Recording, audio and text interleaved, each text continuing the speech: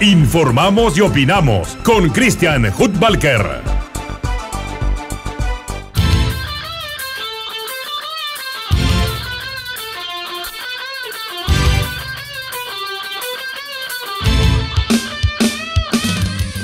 Hola, ¿qué tal amigos? Muy buenos días, 9 de la mañana con 6 minutos. No le gusta a la gente, quiere ahí contrabandear. Aquí estamos, señores.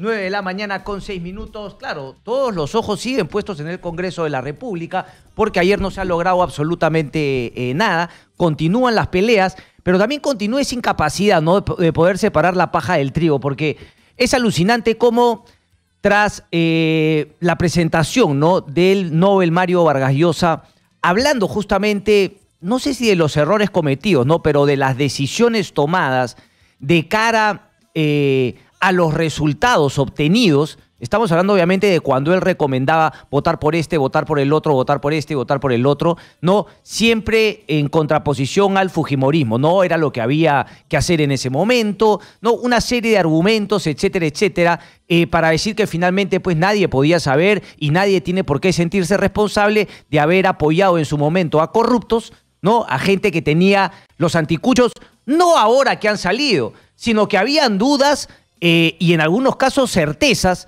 antes incluso de haberle dado el voto. Pero frente, ojo, al legado del fujimorismo interpretado o representado en Keiko Fujimori, el tema era nunca darle esa posibilidad de duda. Resulta curioso, además, ¿no?, viniendo del Nobel, porque él prácticamente lo ha abrazado. Lo dice, todo literato, todo escritor, escritora que viene a la feria de Lima, cuando se le pregunta por Vargas Llosa, es curioso, pero claro, aquí nadie lo quiere decir. Todo el mundo reconoce como una maravilla su obra inicial, en sus primeros años, pero obviamente cuando va deviniendo en lo que a mí me gusta, porque cuando no toca el tema del Perú, cuando el tema peruano no entra dentro de la órbita de análisis de Mario Vargas Llosa, yo normalmente estoy con él. O sea, su visión del liberalismo clásico frente a este liberalismo bananero que algunos países, ¿no?, tercermundistas quieren plantear, pero que termina siendo un clientelismo puro y duro, como por ejemplo el que hemos visto en nuestro país. Cuando en su último libro, El llamado de la tribu, justamente hace mención a esos clásicos del liberalismo que yo también reivindico. ¿Ok? Popper, no, Hayek, Mises, etcétera, etcétera. El mismo Adam Smith, pero todos estos escritores, decía, siempre hacen una separación con Vargas Llosa respecto a lo que es su posición política hoy por hoy y en lo que ha devenido su obra. Hablo cosas directas. El apoyo que, por ejemplo, tiene al Partido Popular y a José María Aznar. Un facho por donde se le vea, viejo. Y además mentiroso. Recordemos el caso de Atocha, en el cual quiso culpar justamente a los terroristas de ETA para no tener que asumir la responsabilidad de haberse embarcado en un apoyo innecesario al gobierno de Bush en la guerra de Irak. Le quiso echar la culpa a ETA. Mentira, un PP que es lamentable. Después ya lo de Rajoy es otra vergüenza también. Ni qué decir del PSOE, esa es otra cosa. Yo hablo justamente de este abrazar a una derecha que también tiene un paso, digamos, dictatorial, como es el PP, y ni qué decir de Álvaro Uribe en Colombia. Pero sin embargo, Mario y Alvarito los abrazan en una, ¿no?, contradicción flagrante en lo que al Perú se refiere. Pero bueno, justamente este tipo de cosas. ¿A qué quiero llegar? Que no solamente lo que se le recrimina es haber tomado una decisión en el momento de la votación. Es como que nos quiere hacer creer que la democracia comienza y termina en las elecciones, cuando de la democracia es muchísimo más. El punto es, ¿qué pasó en esos 5 años en los cuales Ollanthumala gobernaba? ¿Qué pasó durante esos 5 años en los cuales Alejandro Toledo gobernaba? No era simplemente pues que yo le di mi voto, yo apoyé que voten por él porque había que dejar de lado, ¿no?, lo que representaba Keiko Fujimori, la corrupción y la dictadura. Bueno, viejo, pero ¿qué pasó con un tema fundamental de la democracia, que es el día a día? La democracia se vive, se respira todos los días, 24 horas. No es un tema únicamente que sacas tu campaña electoral, tus elecciones, dices por quién votar y te desapareces. ¿A qué quiero llegar? Nuevamente llego al tema del Congreso, que ante nuevamente los achaques, las matonerías, la falta de inteligencia que ya ha quedado a todo el mundo demostrado de Fuerza Popular, queremos inventarnos un héroe que no existe.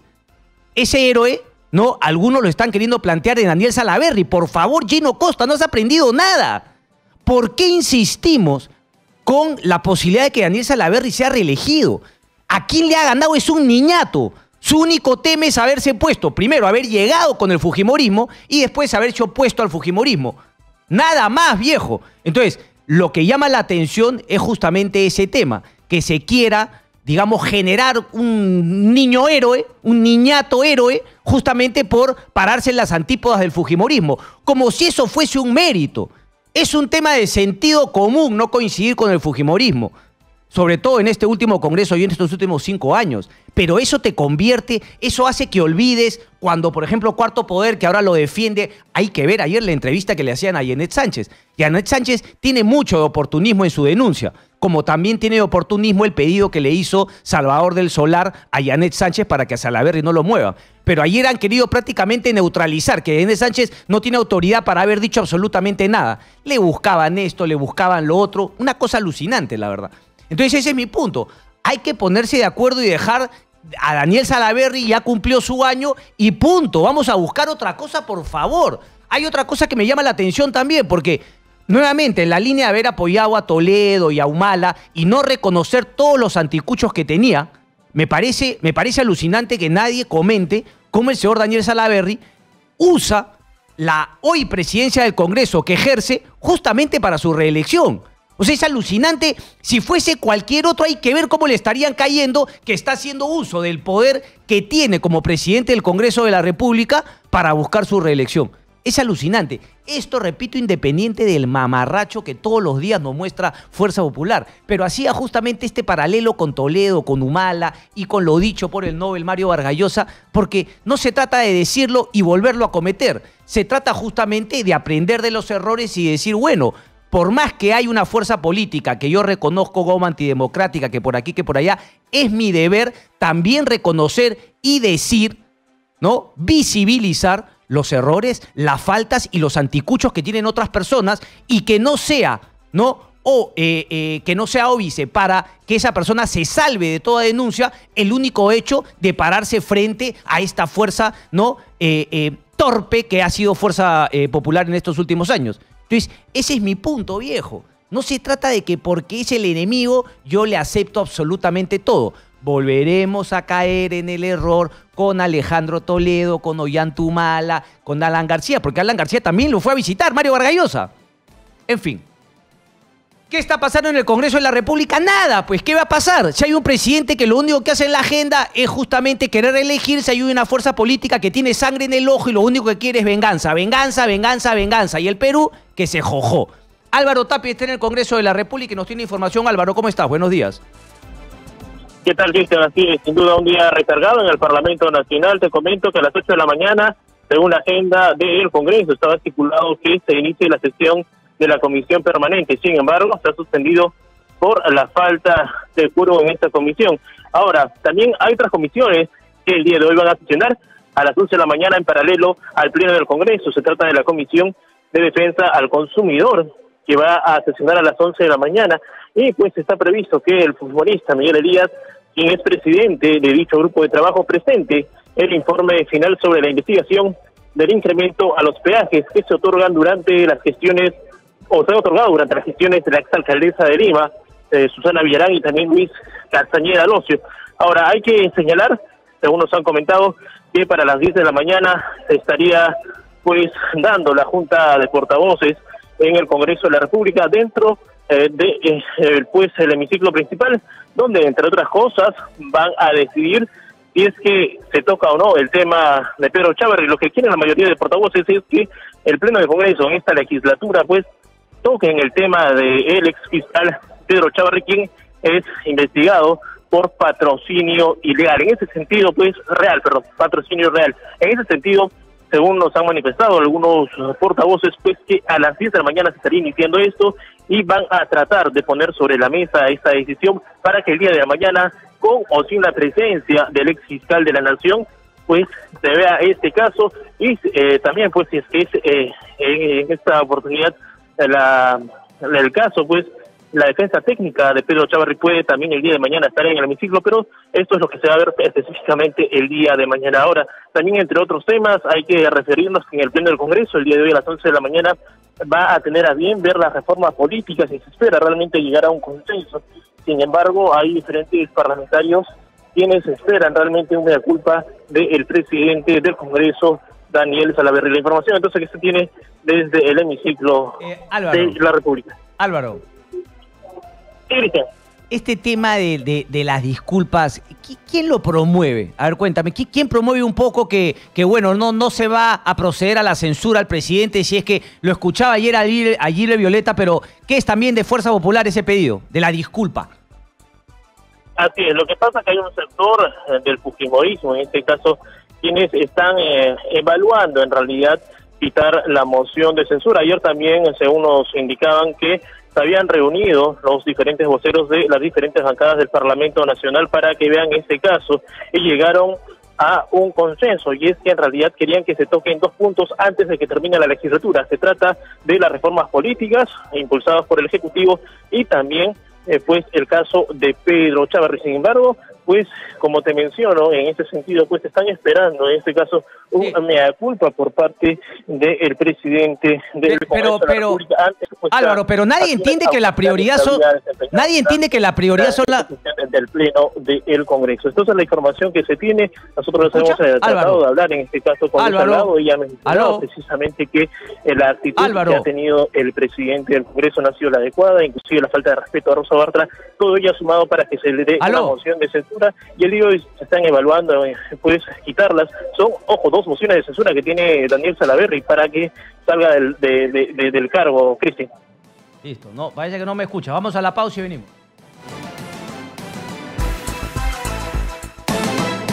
Ya regresamos con Informamos y Opinamos. Con Cristian Hutbalker. Vamos. Bien, ¿qué pasó, Enzo? Bien, vámonos con César Zúñiga, información desde San Isidro.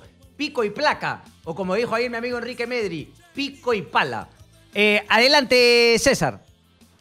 Así es, Cristian. Esta mañana, precisamente hace unos minutos, el alcalde Jorge Muñoz ha llegado hasta este punto, la avenida Arequipa con Aramburú, uno de los lugares donde se está aplicando el plan piloto pico y placa para supervisar cuáles son las gestiones que se están realizando, y ha brindado declaraciones. Vamos a escucharlos.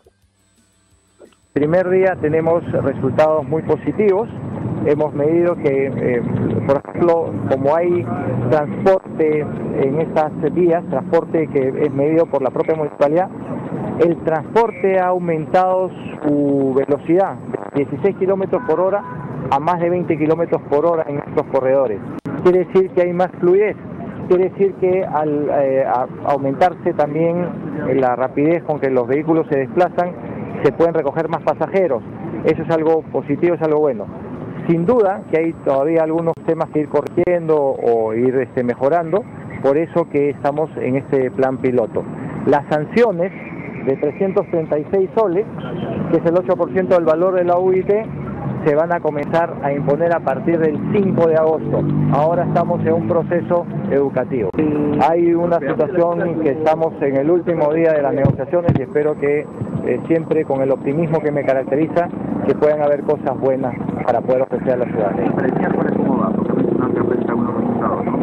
Mañana tenemos que presentar los resultados y esto es algo que todavía estamos en pleno proceso de negociación el día de hoy. Mañana estaremos informándoles a todos ustedes cuáles han sido los avances.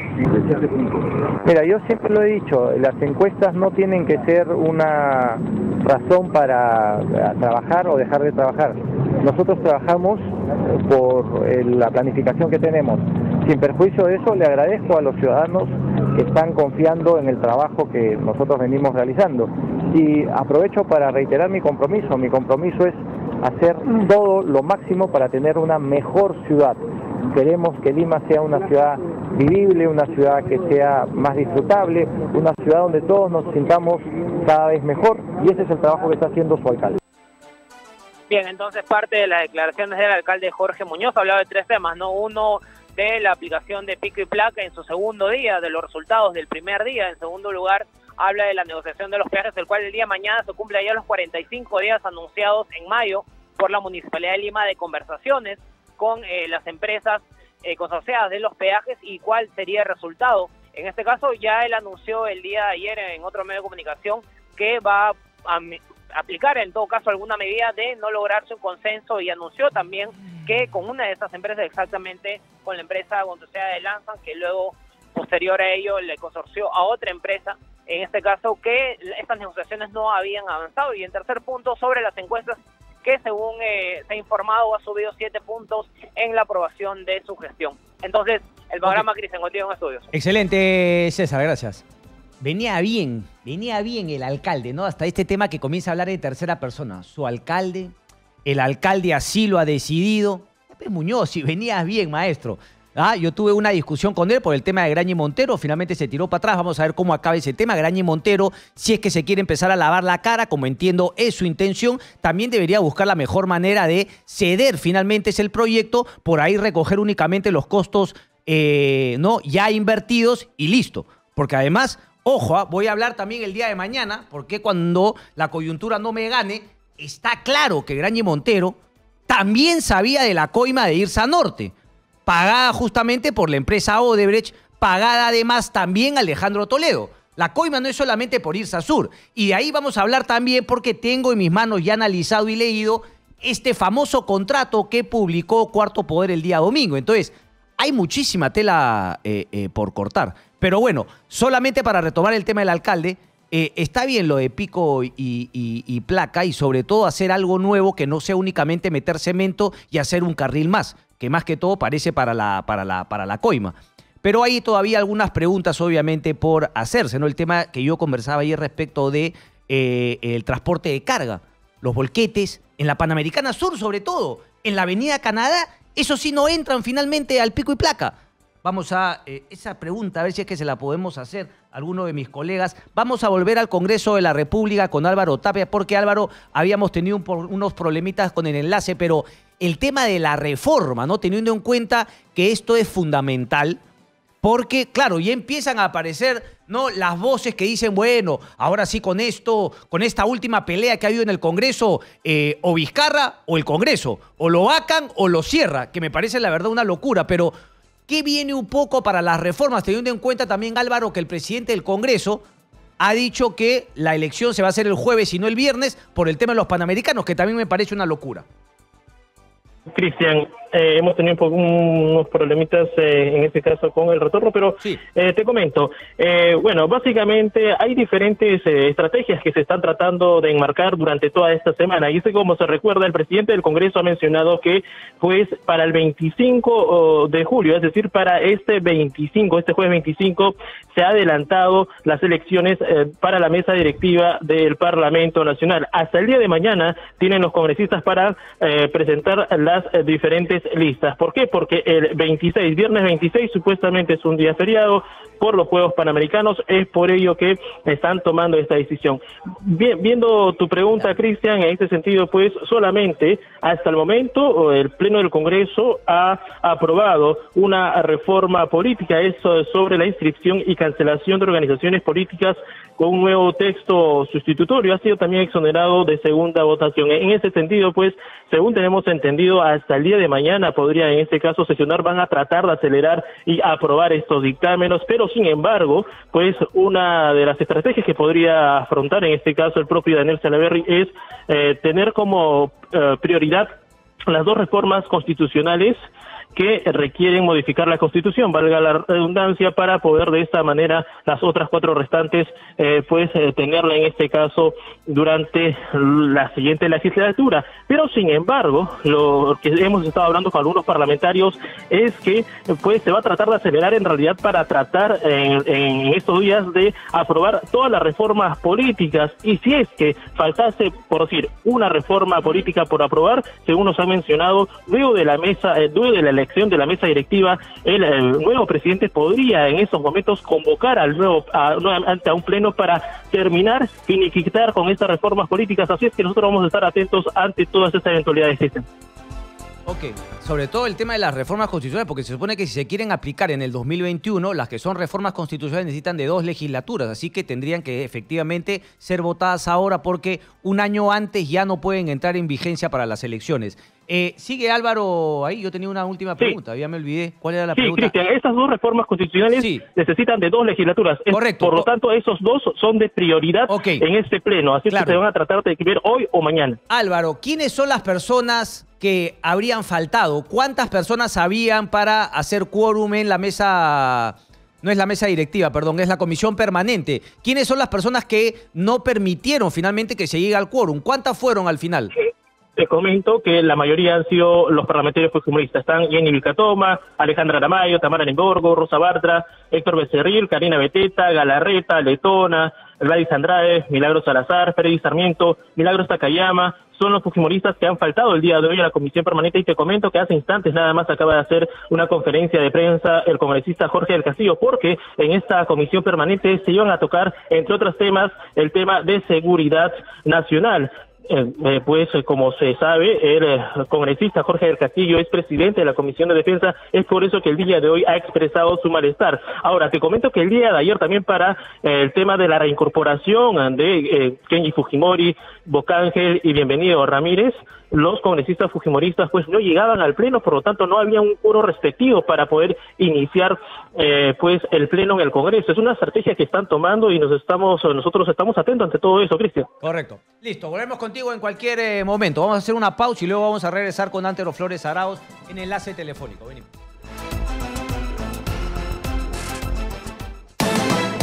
Ya regresamos con Informamos y Opinamos con Christian Hudbalker.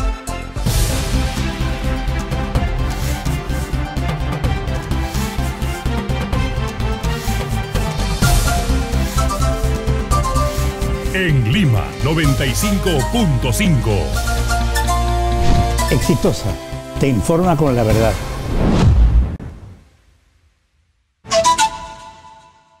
Restaurante peruano de comida marina, Ches Eladio. Nuestra especialidad, langostas, camarones, ostras y mucho más. Visítanos en la avenida Arenales, 228, San Isidro. Ches Eladio.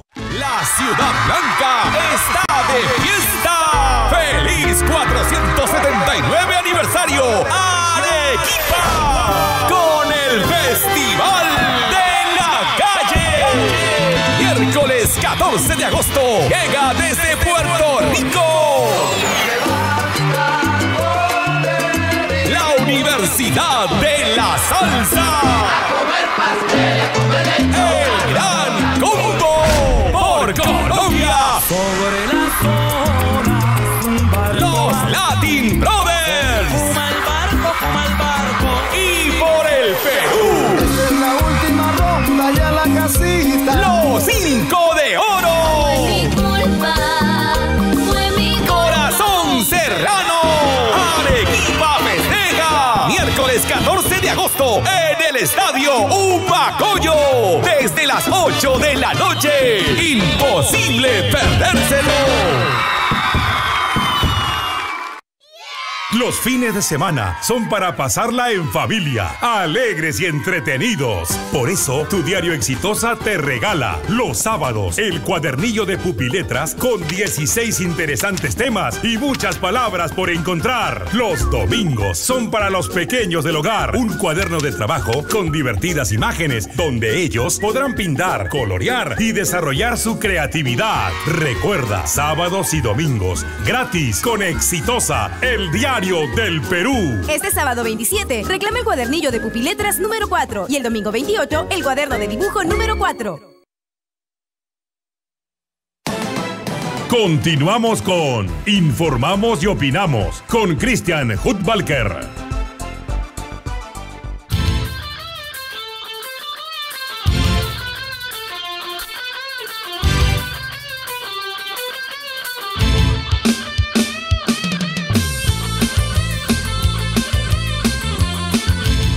Bien, 9 de la mañana con 32 minutos. Antero Flores Arauz, expresidente del Congreso, entre otras cosas, político, está en la línea con nosotros. Antero Flores Arauz, muy buenos días, gracias por atendernos.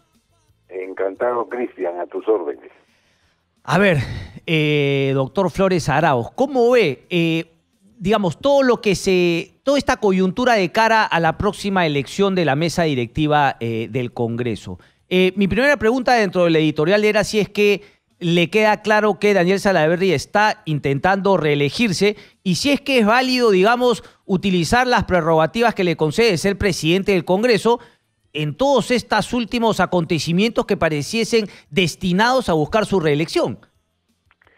Bueno, es más que claro que la estaba buscando, sobre todo al intentar que regresen 3 parlamentarios que no es que habían sido suspendidos por medida disciplinaria los 120 días, sino que había sido por disposición del Poder Judicial que el Congreso la acató, la solicitud para un procesamiento jurisdiccional. En consecuencia no cabía restablecerlos si no era porque hubiera concluido el proceso. En consecuencia era claro que lo que estaba intentando es llevar agua a su molino para tener 3 votos agradecidos. La maniobra es clarísima, pero no le salió. Ok, pero entonces me da la razón, porque más allá de que lo haya intentado y que nos quede claro, digamos, es un uso indebido de sus prerrogativas de presidente buscando un tema personal, ¿o me equivoco, o es válido, es legítimo? No, para mí no es válido, porque además no nos olvidemos de que la agenda tenía que ser establecida por la mesa directiva y no solamente por el presidente del Congreso, y el presidente del Congreso le ha estado sacando el cuerpo, como decía un expresidente del Perú, le estaba sacando la nalga a la jeringa para no convocar al Consejo Directivo y hacer un poco lo que le da la gana, ¿no? Cosa que ha estado molestando también a la mayoría de las bancadas que han presentado mociones de censura porque no están de acuerdo con la conducción que ha estado realizando, ¿no? Ok, yo quería ir un poco que nos cuente de su experiencia, doctor. ¿Cómo es un poquito cuando la mesa directiva, por ejemplo, ellos debieron decidir que se ponga en agenda el voto para Kenji y los otros 2 congresistas, bienvenido Ramírez y Bocángel? ¿Lo puede decidir de manera unánime el presidente como hizo ayer? Debió ser lo correcto, sería que haya sido la mesa directiva, y en la mesa directiva hay una votación, el presidente es primus inter pares o su voto vale más. ¿Cómo es un poquito eso? No, lo que evidentemente en los hechos la conducción, quien está presidiendo la mesa, tiene determinadas facultades discrecionales porque se las toma, no porque se la dé el reglamento del Congreso que tiene fuerza de ley. Entonces, ¿y por qué la mesa directiva no le hizo un pare, doctor? Debería habérselo hecho, pero no se lo hizo. Okay. Y ya a las finales le están presentando 2 mociones de censura cuando su actitud desde hace bastante tiempo ha sido bastante díscola, ¿no?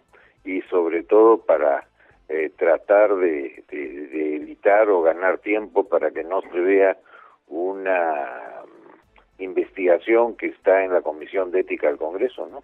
En esa línea, ya que usted me ha tocado ese tema, la llamada de Salvador del Solar. Hay algunas voces, el editorial del Comercio dice que no es ilegal, pero obviamente no inoportuno, un despropósito. Luciano López, constitucionalista, dice que por ahí lo máximo que alcanzaría sería que se le invite a la Comisión de Fiscalización, pero claro, políticamente es algo relevante para quien lo quiera usar de una manera u otra. ¿Le parece que se puede llegar hasta el extremo de pedir que se le convoque, que finalmente se profundice en este tema, o es un poquito, seamos honestos, una oportunidad del fujimorismo de devolverle el vuelto a un ejecutivo que obviamente ha venido arrinconando al Congreso de la República? La verdad que yo no le veo nadita mal de que un presidente del Consejo de Ministros hable con alguna persona que se supone es de la bancada oficialista. Es absolutamente normal de que haya coordinaciones entre el Ejecutivo y su bancada, por más que esa bancada hoy día sea prácticamente microscópica, pero es su bancada. Yo no le veo nada mal de que hayan esas coordinaciones, es absolutamente válido. Que a algunos les puede gustar o no gustar es otra cosa. Correcto. Pero que haya las coordinaciones normales, no le veo nada mal. Ok, interesante. Entonces, por un lado, no ve eso nada de malo, pero claro, pero en el comportamiento de Daniel Salaverry. Doctor Flores Alaos, ¿cuál debería ser entonces los siguientes pasos? Porque esperemos que las reformas se terminen de aprobar. Yo no quiero creer que, como algunos agoreros ahí no están diciendo que, dadas las circunstancias, o el Congreso sobrevive o el presidente. O sea que un juego de suma cero. O el Congreso vaca al presidente o el presidente disuelve el Congreso de la República. ¿Qué es lo que debería pasar en estos días, teniendo en cuenta que nos falta la aprobación de las 6 reformas y obviamente la elección de la mesa directiva del Congreso? Nos estamos olvidando de que hay, Cristian, un escenario adicional, que son estos juegos deportivos en que el Perú es sede. Panamericanos. Los Panamericanos.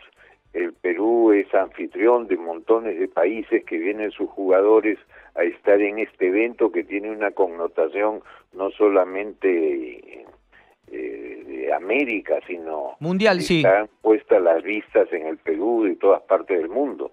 Entonces, un escenario de esa naturaleza, en que tuviera además un acontecimiento político desfavorable para la imagen del Perú, cualquiera sea el supuesto ganador, aunque yo creo que no hay ganadores sino perdedores en todo esto.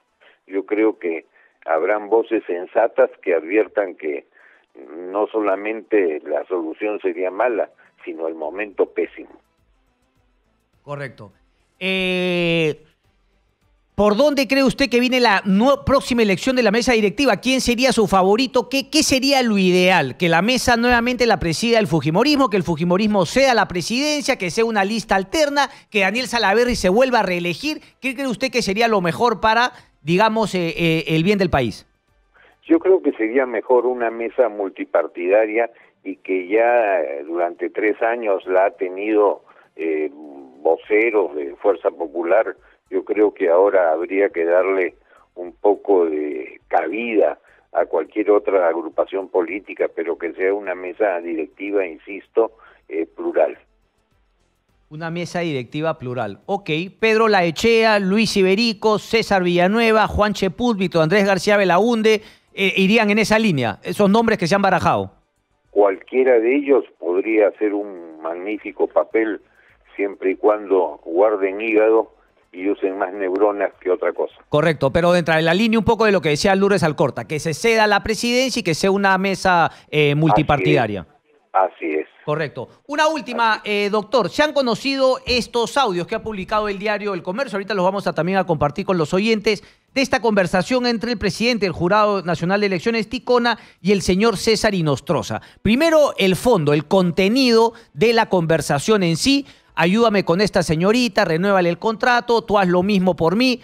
Digamos, no muestra nada nuevo, pero finalmente se comprueba. En este caso en particular, obviamente, un intercambio de favores. Nos hace recordar a lo que estudiamos, Cristian, en la universidad, en el derecho de romano, ¿no? Doy para que des, hago para que hagas. Correcto. Y lógicamente la sensación es negativa, ¿no? Ok, la sensación es negativa. Sabemos que esto ocurre en el sector privado, en el sector público, pero obviamente en el sector público la cosa coge otro matiz. Y sobre todo si hablamos de cargos tan importantes como el presidente del Jurado Nacional y César Inostroza. César Inostroza, queda claro, ya está chamusqueado. ¿Cuál debería ser la consecuencia de esta conversación para el señor Ticona? La verdad que no habría que exagerarla, porque si bien no debería ser esto un comportamiento normal, pero tampoco hay ilegalidad, ¿no? De repente las personas sobre las que se ha pedido mantenerlas en los cargos cumplen los requisitos. Correcto. No habría que adelantarse, creo el yo. Contexto, porque a mí me interesa... Lo que sí llama la atención, Cristian, es cómo todas estas grabaciones... A eso iba, el contexto un poquito de la... Correcto. ¿Qué sensación le deja que se estén saliendo hacia cuentagotas, no? El presidente del Poder Judicial dice que salgan todas de una vez, pero no es tan fácil. O sea, el tema es quién tiene todas las grabaciones y si es que no puede hacer algo como hizo los ecuatorianos con el Consorcio de Periodismo, compartirlo con otros periodistas para que el análisis se haga y finalmente salga todo junto. Totalmente de acuerdo. Este plan de hacer las cosas a cuentagotas y con favoritismos, y no sabemos también si para que no salgan ciertas cosas hay otros mecanismos, evidentemente todo huele muy mal, ¿no? Antero Flores Arauz, un placer como siempre. Gracias. Mismo, Cristian, fuerte abrazo. Fuerte abrazo, Antero Flores Arauz. Clarísimo ahí, ¿no? Claro, lo que a mí me parece, Daniel Salaverry juega de manera ilegítima, me parece alucinante que nadie lo diga, sobre todo habiendo no recordado lo dicho por Mario Vargas Llosa en esta Feria Internacional del Libro respecto de estos candidatos, ¿no? Y que insistamos en caer en ese error. O sea, nuevamente, todos tus pecados y tus delitos yo te los perdono siempre y cuando te pongas de la orilla opuesta del fujimorismo. Una locura, por donde se le vea, viejo. Pero bueno, y por otro lado que, claro, ¿no? Una indebida la llamada de Salvador del Solar, pero yo la verdad no llego a encontrar pues una influencia, una cosa así, ¿no? El mismo oportunismo de Anet Sánchez para decirlo, el mismo oportunismo de Salvador del Solar para haberle hecho esa llamada. Pero bueno, ponme el audio por favor antes de irnos a la pausa y con eso nos vamos y luego regresamos. Audio entre Víctor Ticona y César Inostroza. Chadita, pues hermano. Aló, César, te habla Víctor, hola hermano, ¿qué tal? Siempre Víctor, te has olvidado. Estamos. Hermano, compadre, no, te he llamado varias veces después, estuve en una sesión de trabajo, dime. Tranquilo, estaba votando, por eso no te llamé. Sí, pues sí, dime, ¿qué tal? ¿Qué hay de nuevas? Bueno, primero saludarte, espero que todo vaya bien, creo que estás haciendo una buena gestión, según tengo entendido. Estás prestigiando al Poder Judicial, una buena elección, ¿no? Gracias. Así que esperándote siempre por acá. ¿Tú qué tal? ¿Cómo va la sala en el trabajo? Bien, pues hermano, hemos conocido bien el año pasado, ahora nos han ratificado y vamos a tener que hacer cosas nuevas, ¿no? Sobre todo rapidez, hermano, rápido todo. Sí, eso es lo que hay que procurar, que salga la cosa rápido. Sí, mi hermanito. Riquito, te llamaba por lo siguiente, hay una persona que está trabajando en tu Secretaría General. Ya, ¿cómo se llama? Se llama Brian Rojas Alonso. Brian Rojas Alonso. Rojas Alonso. Vaya, un notificador. Locación de servicios, sí, locación de servicios. Sí, un notificador. Hermano, para que le den su contrato no más quería, hermano, porque es hermano de una secretaria mía acá. Ah, ¿es hermano? Sí. Ya. Sí. Ya, mira, ya entre nos, mira. Sí, a ver. ¿Sabes por qué me informaron? No lo conozco al chico personalmente. Hubo dos informes que los crucé para ver si eran, de que este muchacho sale en la mañana, notificaron unas 2, 3, 4 notificaciones y todo el día se pierde y viene en la tarde, después de varias horas, ¿no? Y así lo hace, no lo hace todos los días, pero casi a diario, ¿no? A menudo. Un poco relajado. ¿Y cuál es el tema? Según me dijeron, que está contagiando a los otros notificadores y al personal que lo ven, pues, que se relaja mucho, no, en realidad, indisciplinado, pues, ¿no? Ya, entonces ni hablar, compadre, ni hablar. Ese es el tema. Pero si no, le podemos recomendar, decirle, pues, que se alinee bien y todo eso y puede trabajar, ¿no? Depende, no sé. Claro, dale una oportunidad en todo caso. Ya. Mira, si tú me pides que dé una oportunidad, yo le doy una oportunidad. Yo hablo mismo con yo voy a hablar con su hermana, ahorita la llamo. Ya. Ahí está, 9 de la mañana con 46 minutos. Sí, pues. Ya regresamos con Informamos y Opinamos con Cristian Hutbalker. 50 minutos, seguimos en Exitosa, la radio del Perú. A ver, ha estado duro, por eso decía, ¿no? Que finalmente veo a Muñoz empezando a hacer cosas interesantes, ha vuelto a subir ahí en las encuestas. En el tema del APSAC, sobre todo, ¿no? Está el tema de Rutas de Lima. Rutas de Lima tiene, pues, ¿no? Obviamente, Odebrecht todavía está metido, con 20%, creo, más allá de que quien maneja es Brookfield. Termina siendo complicado, ¿no? Para Rutas de Lima no negociar. En el caso del AMSAC es distinto, ¿no? Los franceses se cierran y están emperrechinados en decir que ellos compraron de buena fe y punto. Claro, ante la entrevista que le da el Diario del Comercio la semana pasada, el jefe del AMSAC no entra, de Vinci Highways, perdón, no entra, claro, dice no, pero el equilibrio financiero, no, ahí está, el precio del peaje es el que necesitamos por el tema del equilibrio financiero, pero nadie finalmente nos muestra ese tema del equilibrio financiero. 20% quiere bajar Jorge Muñoz el costo de los peajes en línea amarilla. Se cierra la AMSAC y no quiere llegar a algo. Vamos a ver también el temple, ¿no?, de Muñoz, a ver si le aprende algo también, ¿no?, la Fiscalía y la Procuraduría, de no estarle diciendo chicheño a todo con Odebrecht, ¿no? No se trata de eso. Ya de eso vamos a hablar más adelante. Una columna ayer de César Azagache en la cual él termina diciendo que quién puede creer pues que estamos contra las cuerdas. Bueno, que yo sepa, el tema de la colaboración eficaz no se trata de que el Estado esté contra las cuerdas, sino la esencia de la colaboración eficaz es poner al colaborador contra las cuerdas para que justamente canten todo lo que tengan que cantar y ahí recién darles un beneficio.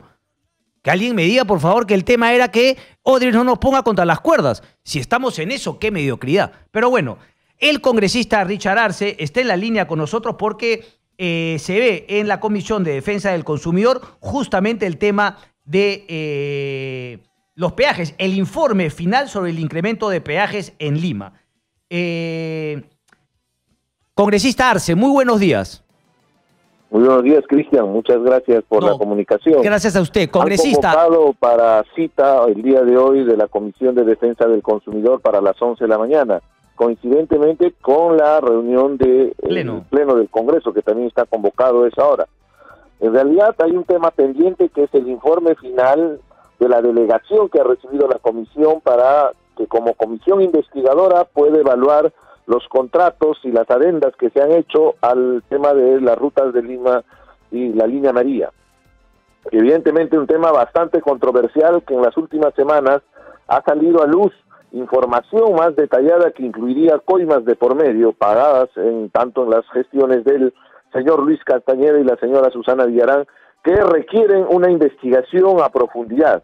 Por eso es la preocupación que tenemos en este momento, porque tenemos entendido que se pretende aprobar ese informe. Solo un pequeño detalle: el informe no ha sido entregado a ningún miembro de la Comisión de Defensa del Consumidor, y más bien me doy con la sorpresa de que parte de la información está en un diario publicado y no nos han remitido, a pesar de las solicitudes y el requerimiento que se ha hecho para tener el detalle y evaluar, y a la hora de la votación ser consecuentes con la información que se va a votar. No podemos votar a ciegas. Claro, pero usted me imagino que no va a votar si es que ese informe no se ha dado. ¿Cuál es el diario que lo tiene? ¿Expreso?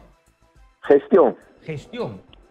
Tiene una media página, recién estoy revisando, me ha dado bastante sorpresa porque lo hemos requerido, y no solamente yo, varios congresistas de la comisión, la información, porque se ha hecho esta convocatoria recién esta semana para la sesión de la Comisión de Defensa del Consumidor, y parte de la agenda, hay otros temas también que se van a tratar, está la aprobación del informe final. Pero ese informe final requiere no solamente una lectura, un análisis objetivo, más aún cuando hemos solicitado ya con documentos que se amplíe la investigación, pero sobre todo se vuelva a recabar información de la señora Giselle Segarra, del señor Castañeda, de la propia Susana Villarán y José Miguel Castro, que tendríamos que ir en este caso a la cárcel para recabar sus versiones respecto a las nuevas posiciones que se han ido expresándose sobre el incremento de las adendas y que está afectando, como tú lo estabas expresando hace unos minutos, y que hay una preocupación generalizada en la ciudad de Lima a consecuencia de estos incrementos irregulares que se han dado. Congresista, ¿cuál es el procedimiento normalmente en la Comisión del Consumidor, de la cual usted forma parte, para, digamos, hacerle llegar los informes? Los informes están colgados en una página web, se lo hace llegar el asesor del presidente de la comisión. ¿Cómo funciona este tema? ¿Por qué señala usted que el informe que se pretende votar no ha llegado a sus manos, y por lo que me dice a ningún otro miembro de la comisión, y que sí aparece en un diario? Aquí lo estoy viendo, efectivamente, página 16 del diario Gestión. Normalmente se cuenta con un equipo, con un pool de asesores que son los que remiten en nombre del presidente de la comisión. En realidad los presidentes de comisión, el presidente del Congreso, tienen prerrogativas casi absolutas porque son los que programan las sesiones, agendan los temas. Nos ha quedado claro con el señor Salaverry ayer, nos ha quedado claro.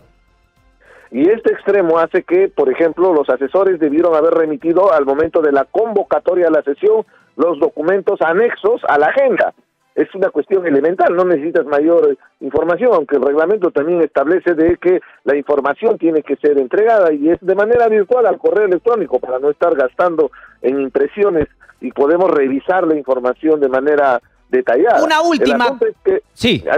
Hay un antecedente. En la sesión anterior ya se pretendió aprobar el informe preliminar. Nosotros lo observamos porque evidentemente estamos solicitando que se amplíe la investigación. La señora Giselle Segarra, yo estuve en la sesión, ella ha manifestado que solo había tenido una relación con el municipio de Lima hasta el año 2009. Pero después nos vamos enterando que ella ha sido parte inclusive de estos acuerdos con OAS para poder modificar el tema de sustituir en la línea María la construcción del puente que está en bypass. Pero doctor, pero congresista, eso lo publicó IDL hace casi 3 años. Sí, pero evidentemente cuando se le hizo el cuestionamiento la señora manifestaba lo contrario. Ahora se tiene mayor información detallada y es importante confrontar esa información. A ver, pero yo solamente te estoy dando un punto congresista, de las observaciones que se tienen. Solamente para terminar, porque tengo justamente al presidente de la comisión, Miguel Elías, en la línea para responder, pero solamente una última. ¿Qué cree usted? Porque por lo que me dice, claro, me señala también Susana Villarán, pero me hace hincapié más en que faltaría profundizar en temas vinculados a Castañeda Locio. ¿Qué cree usted? ¿Por qué no le habrían hecho llegar el informe? ¿Por qué desde su punto de vista el apuro en aprobar el informe? Cuénteme, por favor, ¿qué hay detrás desde su punto de vista? Hay un tema de que se termina la legislatura y tienen la obligación de entregar su informe. En eso estamos de acuerdo, pero no se puede entregar un informe incompleto, más aún en una delegación tan importante como comisión investigadora.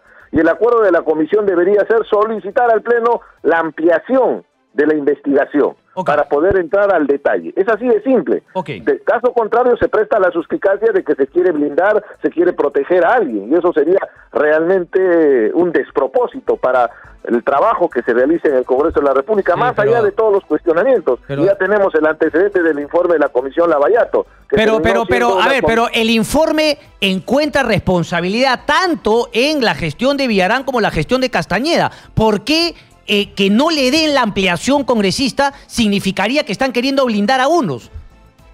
Porque es importante que la comisión evacúe un informe coherente a lo evidente que tú estás mencionando. Hace bastante tiempo se tiene información y la declaración de Piñeiro, el mandamás de OAS, ha estado comprometiendo no solamente a la gestión de Castañeda, sino también de Villarán, sobre estas presuntas coibas que al final han redundado en el incremento de los peajes de manera irregular. Correcto. En el caso de Villarán, en el último mes de su gestión se hizo una modificación para incrementar la venda, saltando inclusive el procedimiento del cálculo que está establecido en el contrato. Ok, congresista, me queda claro su punto de vista. ¿Usted cree que se tiene que ampliar? Miguel Elías, justamente presidente de la Comisión de Defensa, responde. Congresista Elías, muy buenos días. La primera pregunta: ¿es cierto que no les han hecho llegar el informe al congresista Arce y a otros miembros de la comisión? ¿Cómo le va? Buenos días.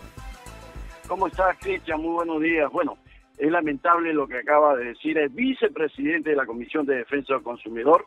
Y desde aquí yo le digo que debería evaluar al personal que trabaja con él, porque desde el día viernes se ha enviado a todos los congresistas, miembros de la Comisión de Defensa del Consumidor, el informe final, para que lo puedan analizar. Es más, ha venido hasta con un código secreto para que ellos puedan abrir, fue electrónicamente, no ha sido en papeles, porque son más de 300 páginas, así que lo enviamos por un correo electrónico, un CD con clave, con un sello de agua, con el nombre de cada uno de los congresistas. Así de que me parece muy mal que el congresista Arce se haya expresado así de esa forma, y sobre todo esbozar una duda, como es de que el encubrimiento. Señor, nosotros no encubrimos a nadie. Desde el mes de noviembre que se pidió las facultades para investigar los contratos y las adendas, prácticamente estoy trabajando solo. Tenía como vicepresidente al señor Manuel Damer y solamente asistió a la Comisión de Defensa del Consumidor 4 veces, 5, póngale, desde que empecé hace un año. Correcto. Después se hace la modificatoria, ahí vamos a aclarar, Después de la modificatoria entra el señor Arce y también asistió muy pocas veces. El señor Arce, como llegó fuera de tiempo a estar en esta comisión, ahora quiere, como él no estuvo presente, que se vuelva a citar a todas las partes, se vuelva a citar a la señora Villarán, que está detenida, que se vuelva a citar al señor Castro, que está detenido, y con él fuimos a entrevistarlo y él no quiso responder más de las 40 preguntas que nosotros le formulamos.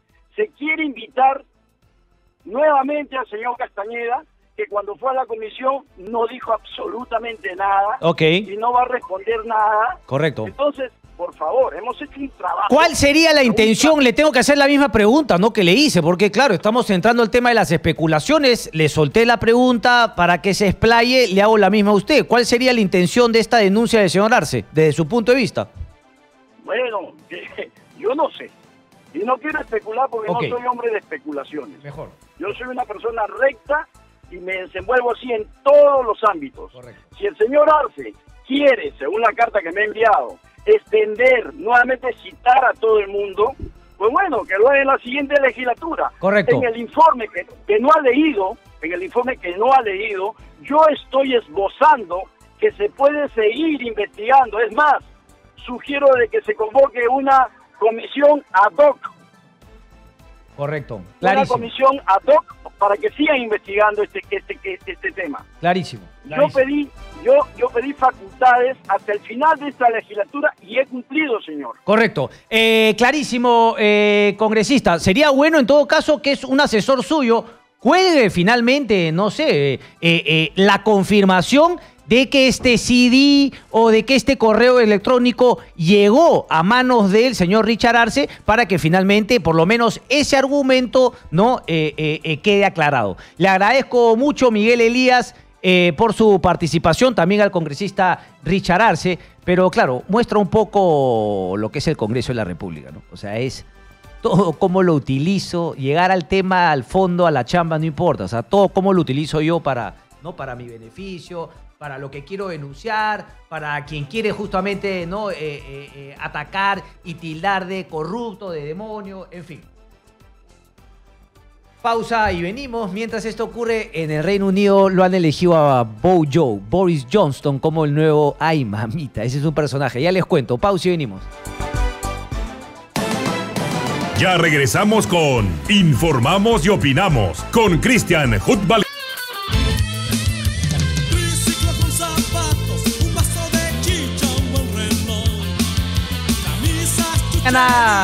Con 10 minutos. ¿Cómo ha pasado? Bueno, sí. Estamos enlazados telefónicamente con Gustavo Adriancén, exministro de Justicia. Gustavo Adriancén, muy buenos días. Gracias por atendernos. ¿Cómo te va? Hola, Cristian, ¿cómo estás? Qué gusto saludarte, a tus órdenes. No, el gusto es mío. A ver, doctor, un poquito este tema que el Ministerio de Justicia le dice a la Fiscalía, bueno, tú dime si es que le pago estos 520 millones a Odebrecht. Luego el Poder Judicial dice también que finalmente lo debería decidir entre el Ministerio de Justicia y la Fiscalía, pero si es que no se ponen de acuerdo, tendrá que ser la jueza finalmente quien homologó el acuerdo, la que tenga la última palabra. ¿Cuál cree usted que debería ser el paso a seguir en este tema? El informe de Fiscalía parece que se viene en los próximos días. Si es que no horas. Cristian, en primer término, lo que me parece es que no se le debe pagar ni un centavo a Odebrecht. Correcto. Y esto es porque existen más que indicios razonables, más que información cierta de que hay actualmente más de un caso pendiente por el cual Odebrecht tendría que pagar reparaciones al Estado peruano que actualmente no se encuentran garantizadas de ninguna manera. Ahora, yendo a la pregunta, la jueza ha sido muy clara en su resolución. Si existen procesos pendientes o investigaciones en giro, tiene que determinarlo la Fiscalía a efectos de poder garantizar el pago de las reparaciones civiles. La Fiscalía, el fiscal Vela y el equipo especial tienen actualmente pleno y absoluto conocimiento de que por lo menos en los casos que ya han trascendido a la prensa está involucrados pagos de sobornos. En tal sentido, sería absolutamente inconsecuente, cuando no ilegal, que la Fiscalía haga de la vista gorda frente a estos sucesos y opine favorablemente para el pago de esos 524 millones que están en el fondo del fideicomiso. No se puede en consecuencia esperar, sino que el informe del equipo especial sea contraria a la petición de Odebrecht de que se le pague ese dinero. A ver, pero eso va a traer... Y otra pregunta antes justamente de profundizar en eso, doctor. ¿No podría hacerlo de manera unilateral el Ministerio de Justicia? Es decir, decirle, nosotros no vamos a pagar porque entendemos que finalmente en el acuerdo se interpreta eso y por lo tanto no lo pagamos.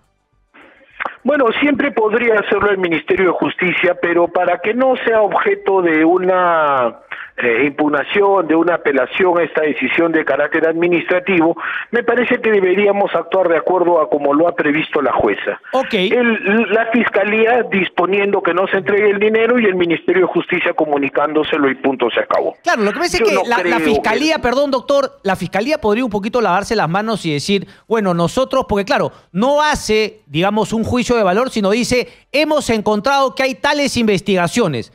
De ahí la consecuencia lógica sería no entregarle el dinero. Pero la Fiscalía también podría hacer una interpretación qué es lo que sostiene. Y aquí permítame ser abogado del diablo literalmente, porque vaya que ser abogado de Odebrecht es ser abogado del diablo. El problema es que hay muchísimos diablos que están pasando piola como angelitos justamente porque todavía no podemos terminar de arrinconar a la empresa Odebrecht. Porque no queremos, Cristian, porque no queremos. A eso quiero llegar. La Fiscalía va a argumentar, que ya lo dijo Bel en algunos momentos, aquí lo entrevisté yo la semana pasada, que, claro, dentro del acuerdo hay una interpretación que es la que ellos habían entendido, la que la empresa había entendido y la que la Procuraduría había entendido, más allá de que ahora se hace la loca, justamente en palabras de Martín Vizcarra. Y era que en ese tema de Chaquia, digamos que quedaba claro que ese saldo iba a ser pagado a la empresa, más allá de justamente esa aclaración de la jueza. Entonces, esa es un poquito la interpretación. Vela, efectivamente, y el equipo especial va a quedar pésimo si es que el informe es a favor de devolverle la plata a Odebrecht. Pero ese es un poco lo que argumenta. Y lo que temo es que Vela y el equipo Lavajato, la verdad sí tiene un temor, pero pavor, a que Odebrecht pueda molestarse y pueda finalmente no seguir colaborando con ellos. Mira, Cristian, yo lamento los temores que pueda tener el equipo especial, pero creo que más temor deberían tener a firmar un informe favorable para la devolución de ese dinero a Odebrecht. Ya hoy día nos hemos quitado la venda de los ojos.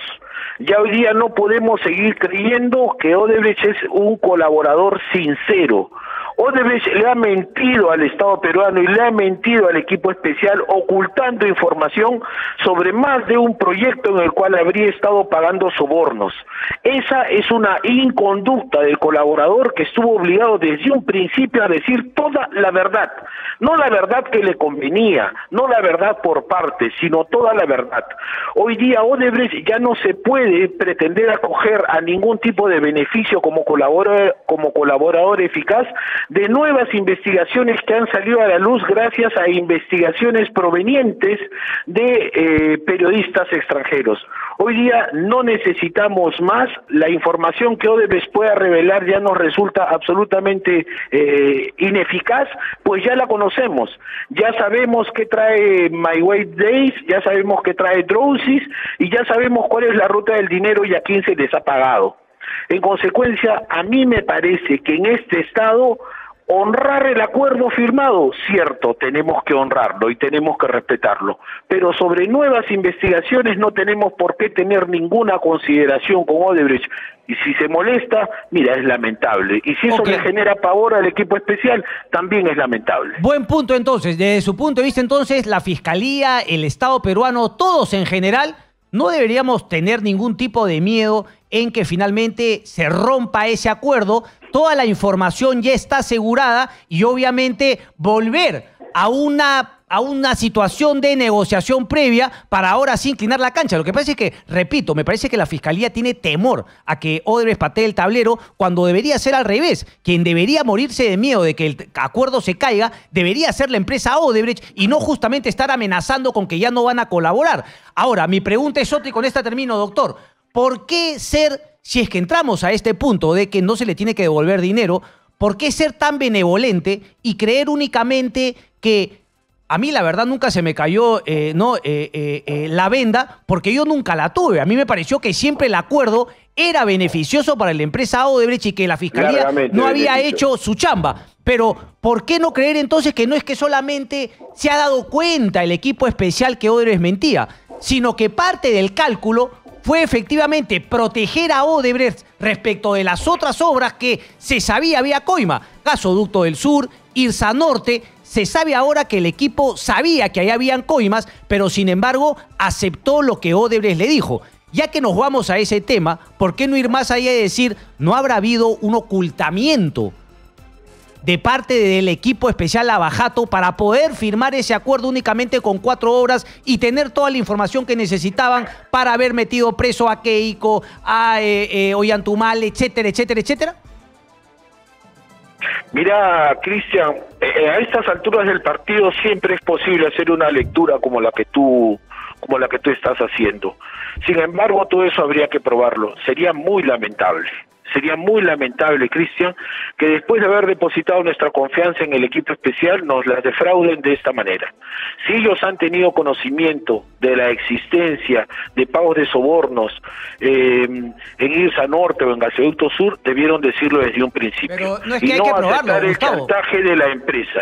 No aceptar el chantaje de la empresa. Lo que hay que probar es que ellos tenían cabal conocimiento de esto. No aceptar el chantaje de la empresa. No, aquí está, eso está probado.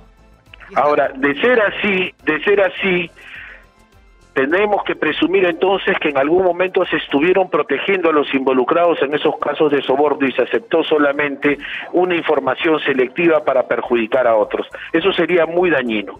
Ahora bien, Cristian, el acuerdo firmado tenemos que honrarlo. Tenemos que respetarlo. Sin embargo, todo aquello que venga a futuro no tiene por qué otorgar ningún tipo de beneficios a la empresa ni a sus funcionarios. En esto tenemos que ser absolutamente claros. Ese es el problema, doctor, ¿no? Que justamente veo que pareciese que el equipo Lavajato en verdad tampoco quiere seguirle sumando obras, digamos, a un nivel de radicalismo de que Odebrecht se sienta amenazada. Eso es justamente, pero bueno, eso será un debate para otro día. Gracias, Gustavo Arancén, un placer. Te lo agradezco, hasta luego. Las pruebas están, viejo, entonces ahí están las pruebas, además lo hemos dicho acá, Irsa Norte, el tema del gasoducto, entonces claro, ¿no? Surge también y no seamos tampoco, porque claro, se ha generado un debate. Yo sabía que Jenny Vilcatome, esa carta que le mandó al periodista ecuatoriano, no le iba a dar la información. Pues, ¿tú qué creías, Jenny Vilcatome? Ahí se acaba el tema. Después ha habido todo un debate porque ella escribió un tuit o qué sé yo. Pero claro, la pregunta que quiere hacer Jenny Vilcatome es si es que efectivamente esa información que tenían los ecuatorianos, si se hubiese conocido antes de la firma de homologación del acuerdo, ¿qué hubiese pasado? A mí me queda claro y yo confío en IDL, sobre todo en Convoca y en toda la gente del equipo de periodistas internacionales, que ellos se habían puesto un límite, como se pone normalmente cuando es una investigación de varias personas y de varios países, para después en una misma fecha publicar todos al mismo tiempo. Entonces, claro, por ahí venía la pregunta, que no deja de tener una cierta razón la pregunta en sí, pero era ilógico creer que el periodista ecuatoriano le iba a responder esa carta, una locura. Y además haberla mandado con el membrete del Congreso, en fin. Pausa y venimos. Ya regresamos con Informamos y Opinamos con Christian Hudtwalcker.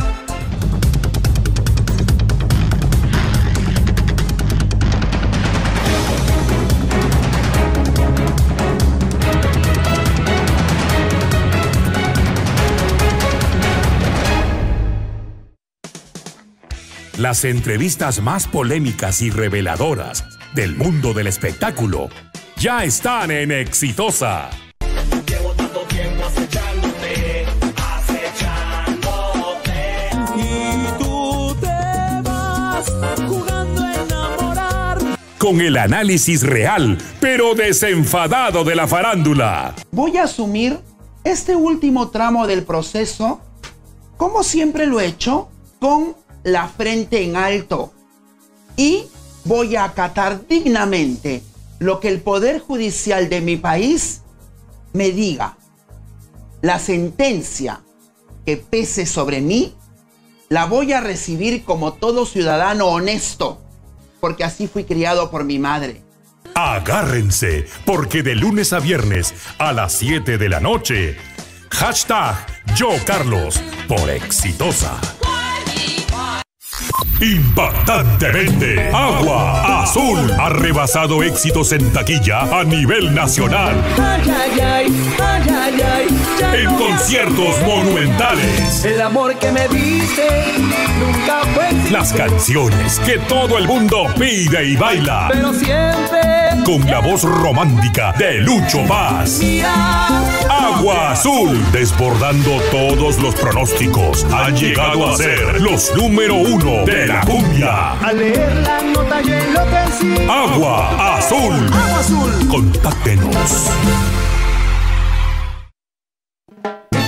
Radio La Calle, primera en bolero, salsa y criollismo. ¿Qué te vas a equivocar? Negra, escucha la calle. Radio La Calle 96.1. La calle. Continuamos con Informamos y Opinamos con Christian Hutbalker. Adelante, por favor.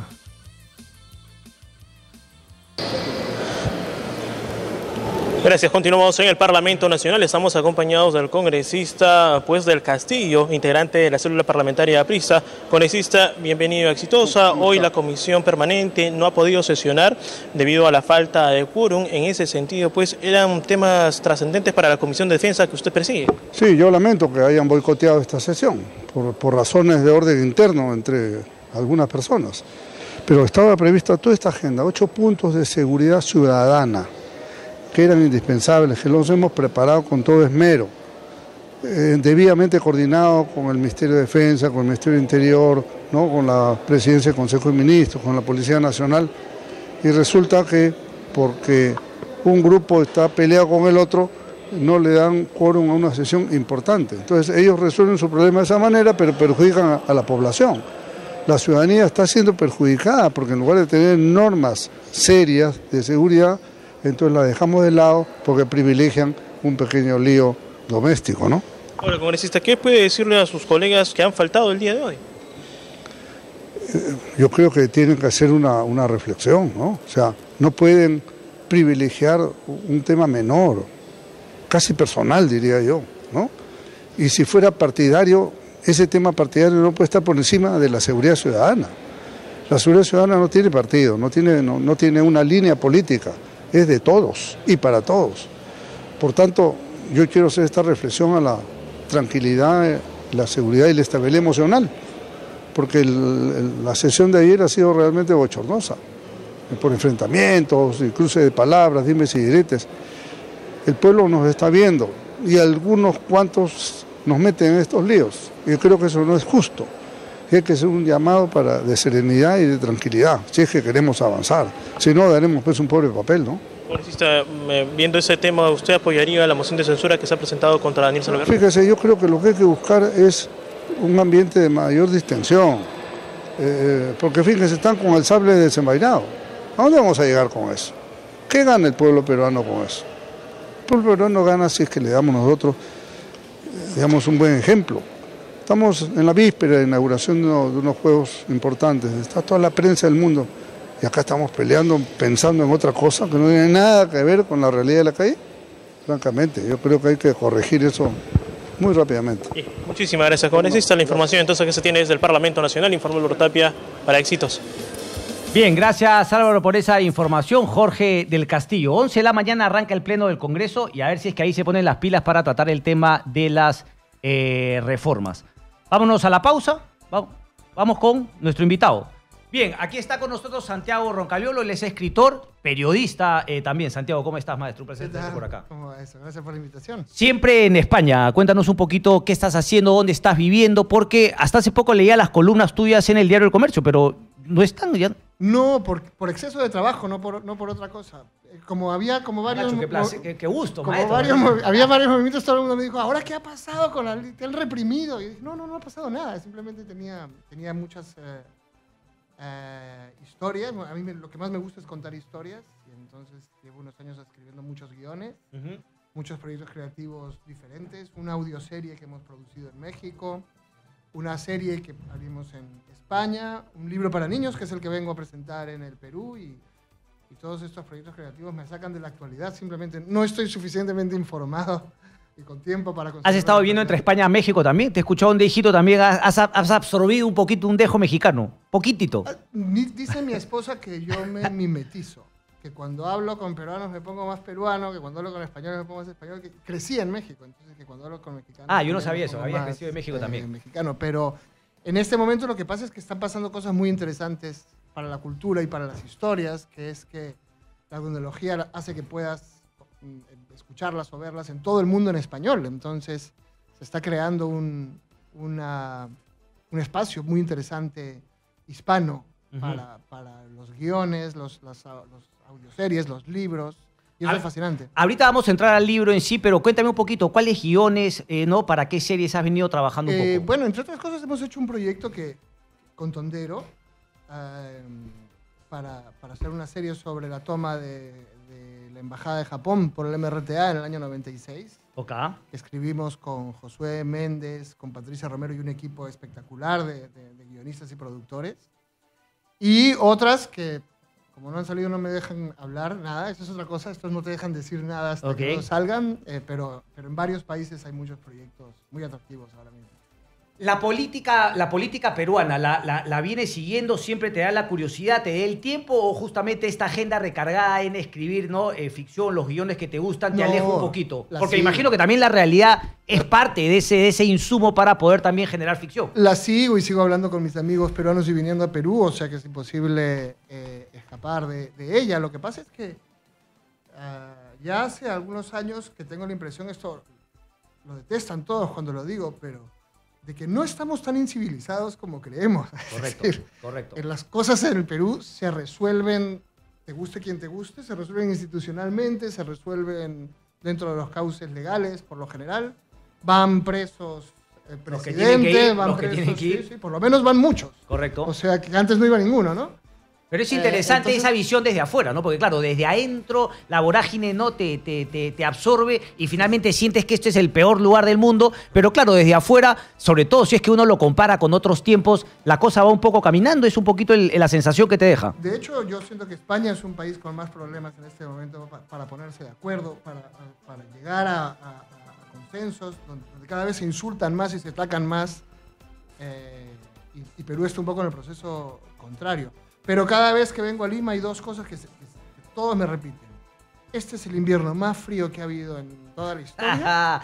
Y esta crisis política es la peor que hemos tenido. Y cada año están convencidos todos de que esta es su peor crisis política y su peor invierno. Déjame hacer una breve pausa, por favor, Santiago, y regresamos contigo para seguir conversando de actualidad y también, obviamente, del libro que presentas en esta feria. ¿Cómo conocí a las gemelas? ¿Cómo es? ¿Pizzicato? Pizzicato suena más gracioso, ¿no? Se supone que en italiano es pizzicato o algo así, pero pizzicato tiene más gracia. Exactamente. Pausa y venimos.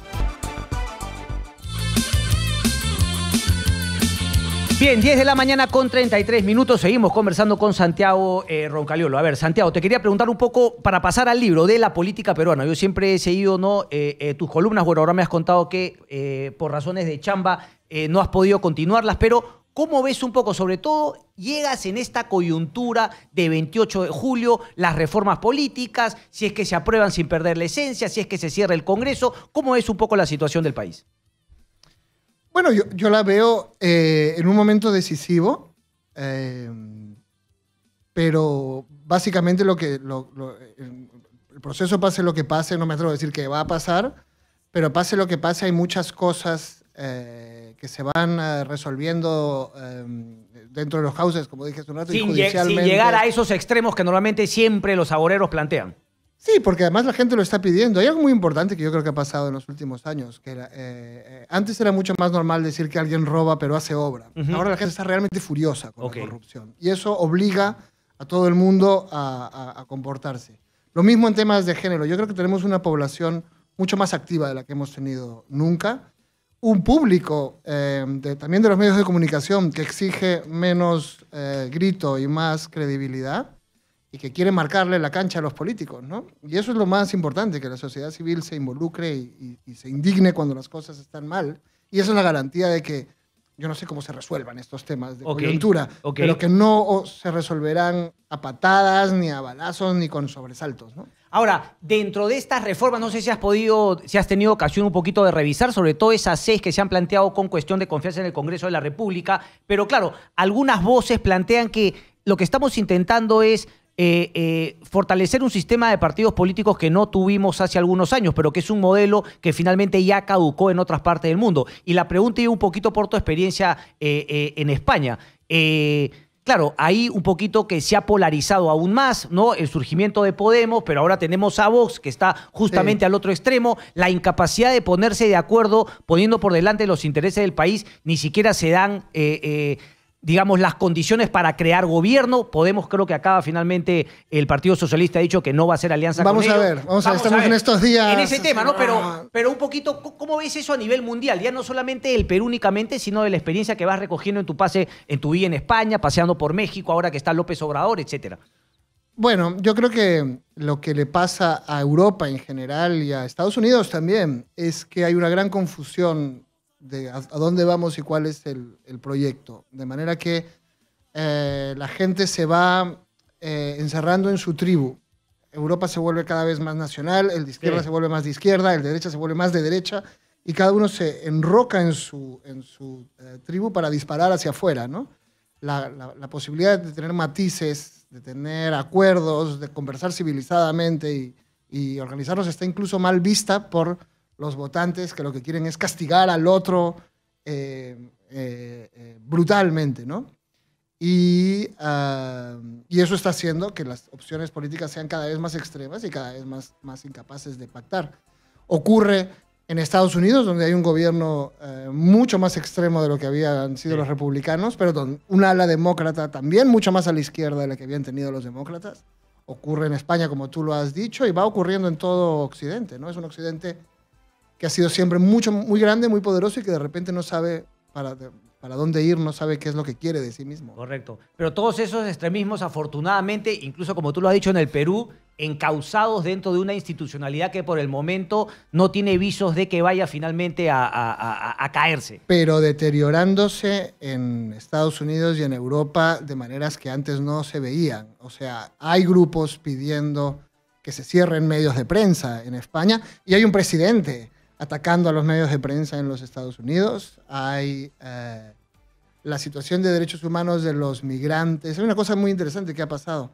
Antes, el principal trabajo de todos estos cooperantes y ONGs que trabajaban en derechos humanos era ir a todos esos países pobres, a ayudarlos con sus problemas de derechos humanos. Sí. Ahora están en Estados Unidos y en el sur de Europa porque las grandes crisis de derechos humanos están ocurriendo en sus países con los migrantes que son hacinados prácticamente ya no es un en tema campos lejano, de concentración. ¿no? Ahí cuando veían todo el tema Lo de Estados Unidos se parece mucho a un campo de concentración. Niños durmiendo en el suelo, sin alimentarse.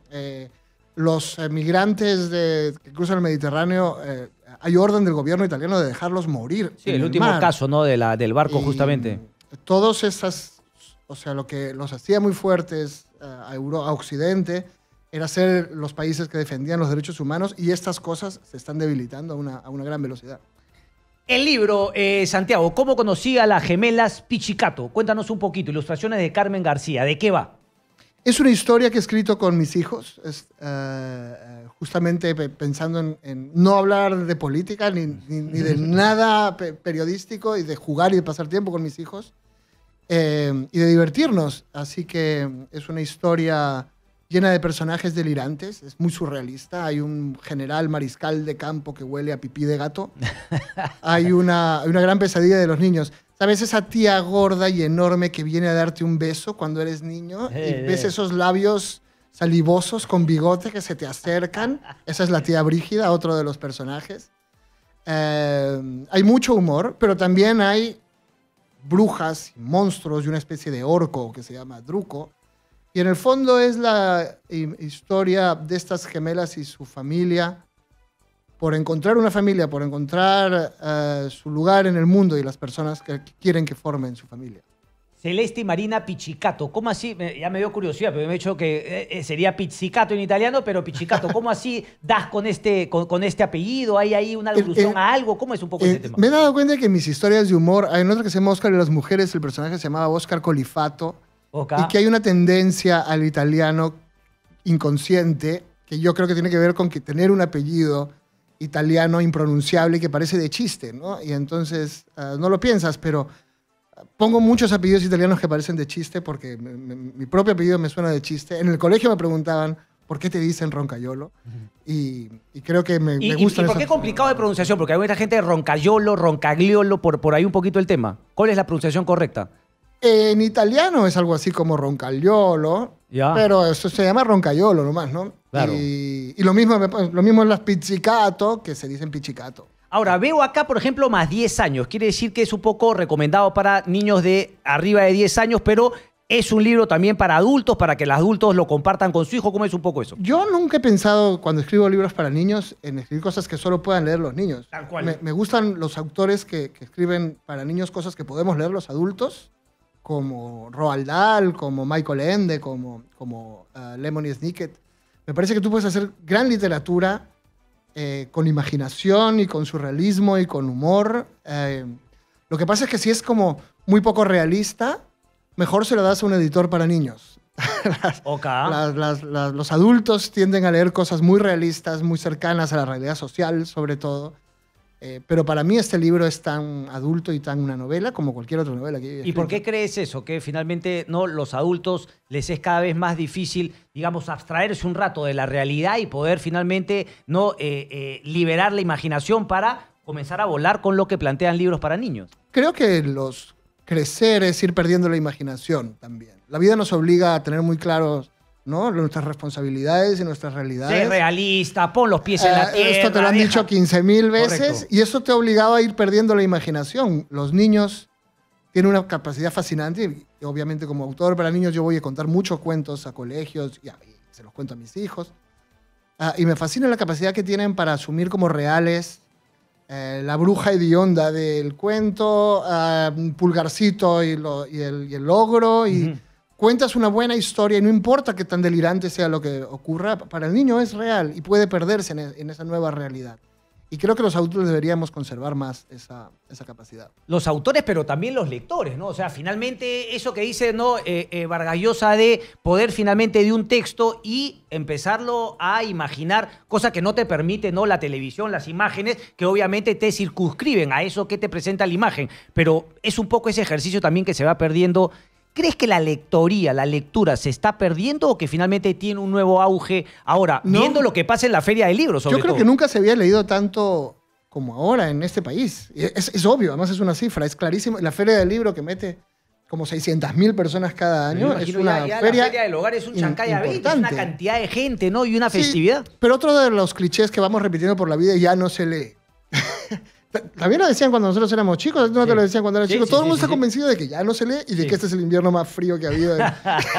Son cosas que repetimos porque queda bien decirlas, porque cuando dices eso parece que tú sí lees, pero en realidad en este momento este país no solamente tiene más lectores que nunca, sino que esos lectores son muy jóvenes. Yo voy a colegios públicos en Perú, fuera de Lima o en barrios de Lima, donde antes no había colegios, y si los había eran muy malos colegios, y el nivel educativo, con todos sus problemas y con todos sus retos, es el mejor que hemos tenido. Y eso hace que nuestros lectores sean muy jóvenes, a diferencia de los europeos, que tienen una población mucho más envejecida en edad, y que no está en su mejor momento económico.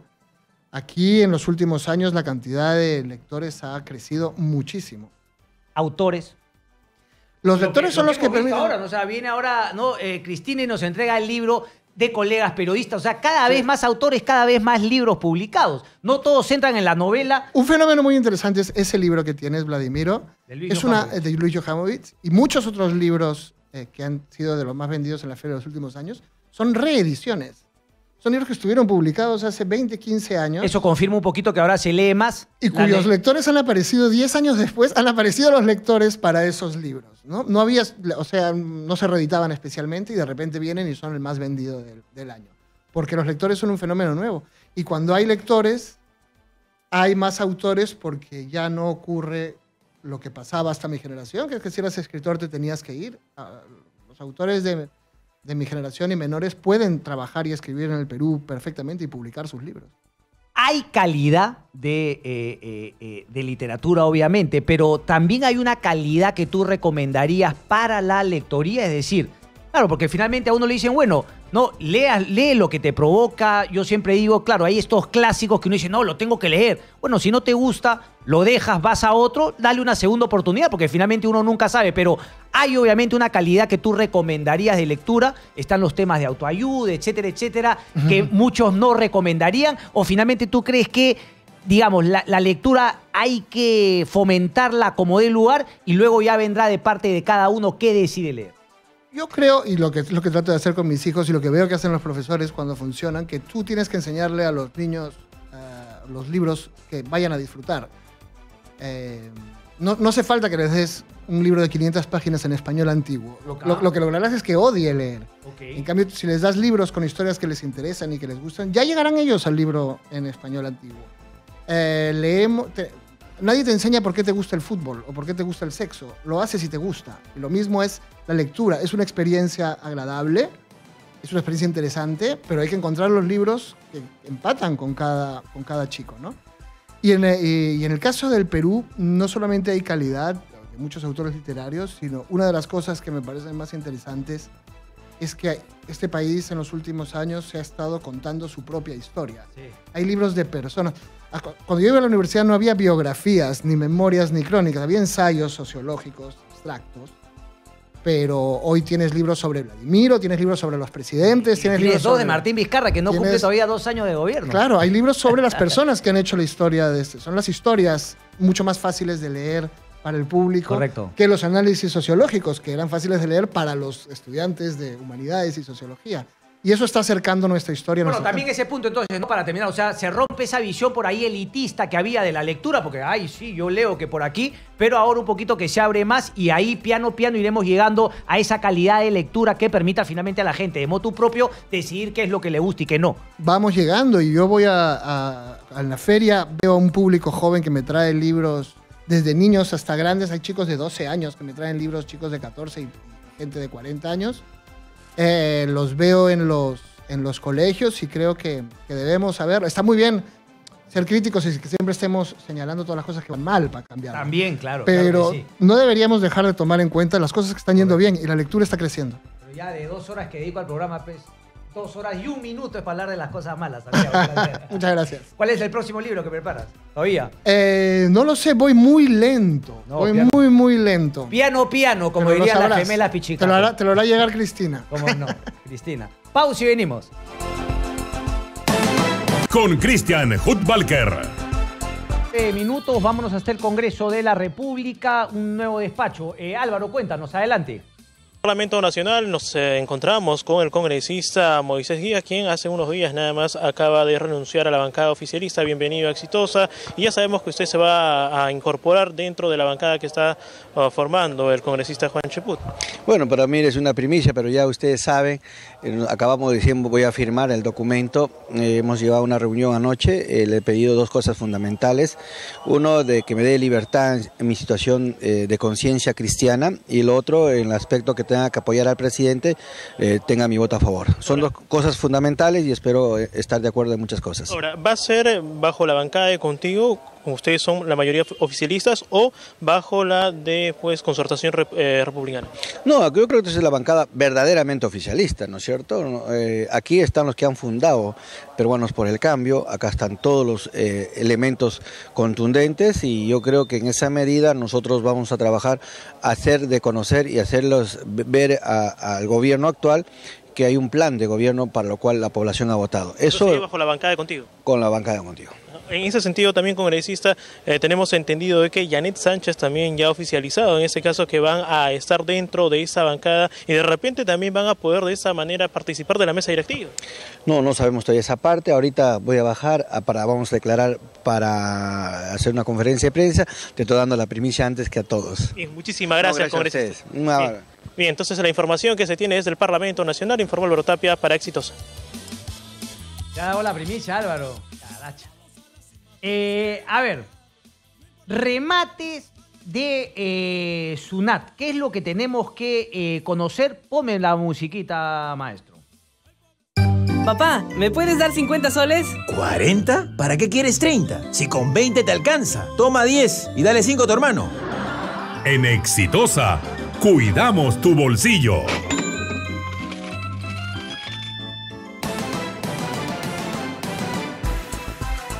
Bien, a ver, nos acompaña Mario Rosasa Osorio, abogado, él es supervisor de remates de la SUNAT, porque entiendo se viene justamente un remate, pero que la gente pueda saber qué es lo que se remata, cuál es un poquito el procedimiento, no, la seguridad que hay respecto de los bienes rematados.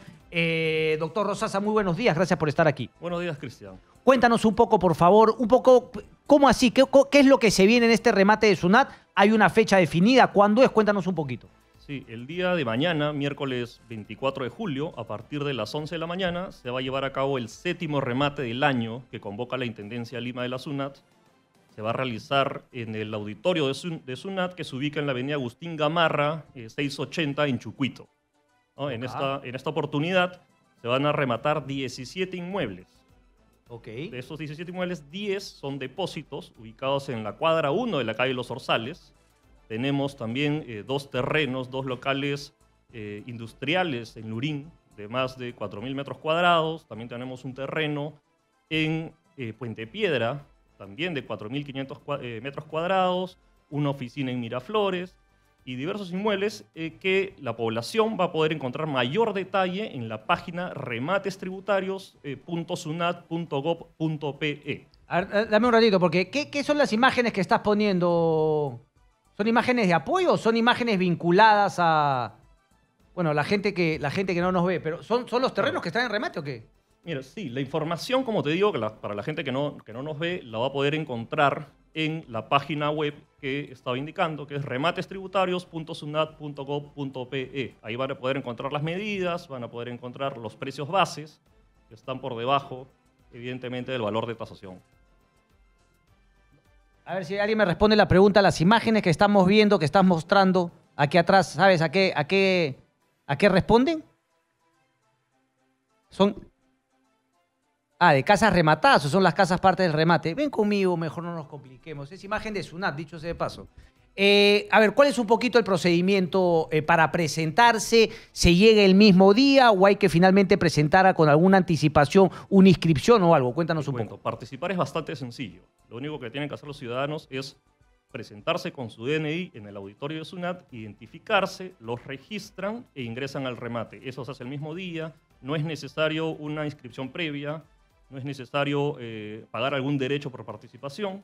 Eso significa que es un acto gratuito, es público y tan sencillo para participar es presentarte con tu DNI.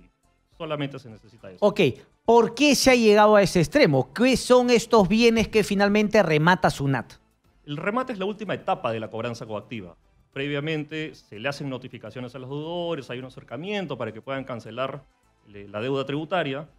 Y cuando esto no ocurre, nos vemos en la obligación de rematar los bienes que tenemos embargados para poder recuperar la deuda tributaria a favor del Estado peruano. Ok, ¿cuál es un poco, digamos, ustedes finalmente ya han tasado respecto del deudor, ¿no? ¿Ustedes Correcto. Ya han tasado o es que finalmente con la venta ustedes se cobran y si hay un saldo se le devuelve al deudor? ¿Cómo es un poquito esa figura? Previamente el inmueble se tasa. Ok. Sale el valor de tasación. Y a remate sale, el primer remate sale las 2/3 partes del valor de tasación, ese va a ser el precio base. Ok. ¿No? En lo siguiente, si no sale en ese remate, pasa a un segundo remate de donde se castiga un 15%. Ok. El precio, ¿no? El precio base. Déjame ser curioso. ¿Cómo no saber que van, digamos, algunos postores en contubernio a finalmente lograr que ese remate nunca llegue a precios más altos, sino que finalmente se quede en lo más barato posible, que juegue en contra de ustedes, SUNAT, al intentar recobrar un dinero de una deuda y finalmente quizá también de el deudor que no pagó en su momento? Pero pensemos en SUNAT finalmente y en la posibilidad de que haya algunas personas que van y se ponen de acuerdo. ¿Es complicado detectar eso? Podría ser un poco complicado, pero el remate es un acto público, es un acto bastante transparente, se realiza en las mismas instalaciones de la Administración Tributaria, el remate se graba, hay un registro audiovisual, ¿no? Vale. Que se garantiza pues la transparencia del proceso. Ok, ¿cuántos bienes me dijiste se rematan el día de mañana y más o menos cuál es el precio base del más barato, del más costoso? Mira, tenemos depósitos en San Isidro, como te comentaba, entre 7 a 10 metros cuadrados y ahora que están... Pero cuando me hablas de depósitos, me hablas en edificios. En edificios, correcto. Poquito complicado, ¿no? Que alguien los vaya a comprar únicamente el depósito, salvo que sea uno que vive en ese edificio. Correcto. Tú sabes que ahora los espacios son bastante chicos, los depósitos son bastante atractivos para las personas. Vale. No, digo, pero de cara al remate es un poquito complicado que vaya a ser una persona ajena al edificio, a la junta de propietarios que quiera pugnar por ese almacén. Alrededor, dependiendo, ¿no? Okay. Va a depender bastante. Okay. Tenemos precios de 17.000 soles, 26.000 soles, es variado. Esa información, como te comentaba, en la página web. Detalle, en la página web rematestributarios.sunat.gov.pe. Ok, y digamos, la seguridad para los postores que vayan justamente al remate de que SUNAT les asegura que una vez que se compre ese bien, se le entrega sin ningún tipo de carga. Correcto. Es más, te explico cómo es el proceso para que los ciudadanos conozcan. Una vez que uno entra al remate, si quiere ser postor, lo que hace es ofrecer su oferta en un sobre cerrado, ¿no? En caso sea ganador, la postura gane, el mismo día tiene que cancelar el 30% del monto ofertado como una garantía. Y 4 días después tiene que cancelar el saldo del precio, el precio ofertado.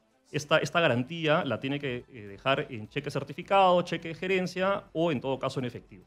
Si no lo hace, ¿pierde ese 30%? Correcto. Si al 4.º día no cancela, va a perder la garantía que dejó. Eso es lo que indica la norma. Interesante. Solamente para terminar, hazme un breve repaso, por favor, Mario, de los inmuebles, ¿no? Porque son 17, me dijiste. Sí, mira, tenemos 10 depósitos en San Isidro. Correcto. Tenemos 2 locales industriales en Lurín. Ya tenemos una oficina en Miraflores, tenemos una terraza también en San Isidro, bastante amplia, de 300 metros cuadrados. Tenemos una sala de usos múltiples por la avenida República de Panamá, también de 324 metros cuadrados, bastante interesante. Y como te comentaba, los precios, si bien es cierto hay una tasación, la norma indica que hay que bajar esos precios conforme a los criterios que ahí se ponen, ¿no? Solamente una última, porque no es factible, ¿verdad?, que justamente quien ha perdido el inmueble a favor de SUNAT pueda presentarse justamente como un postor, porque claro, estaría pagando su deuda, pero al mismo tiempo pagando las 2/3 partes en verdad del costo. O sea, ¿cómo ustedes detectan eso? Correcto. El mismo deudor tributario no puede ser un postor. Así tampoco lo podrían ser los trabajadores de SUNAT. Y terceras personas, ¿cómo identificar esas cosas? En el caso de las... O sea, SUNAT no se le escapa una, maestro. Esas cosas las identifican. Correcto, pero las terceras personas podrían participar, pero el deudor no va a poder participar. Los trabajadores de SUNAT no pueden participar, los peritos, los martilleros, ellos están imposibilitados de participar en el remate. Correcto. Página web entonces, www.sunat.gov.pe. Adicionalmente, toda la información está en rematestributarios.sunat.gov.pe. Ahí van a encontrar la información. Esa es una página aparte. Vinculada netamente al remate. Repítela, por favor, Mario. Remates. Rematestributarios.sunat.gov.pe. Excelente.